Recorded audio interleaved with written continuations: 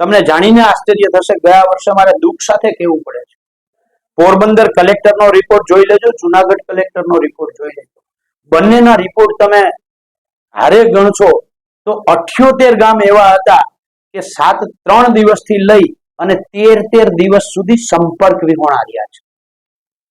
મારા શિક્ષક આજે વિશ્વગુરુની જમાતમાં છે, ત્યારે મારે એમને કેવું છે કે એક બાજુ તમે વિશ્વગુરુની વાતો કરો છો શિક્ષક સાહેબ, અને બીજી બાજુ એ જ વિશ્વગુરુની સપના દેખાડતા લોકો, સપના જોતા લોકો 13 દિવસ સુધી સંપર્ક વિહોણા રહીએ. એ સમય દરમિયાન મારી કોઈ બેનને પ્રસૂતિની પીડા થાય, મારા કોઈ ભાઈને હાર્ટ એટેક જેવી તકલીફ આવે, ઇમરજન્સી આવે, તો 13 દિવસ સુધી એ પોતાના ગામમાંથી બહાર ના નીકળી શકે, પોતાના સ્વજનને માત્ર મરતા જોવા સિવાય એની પાસે વિકલ્પ ના રહીએ. શું આ વિશ્વગુરુ છે?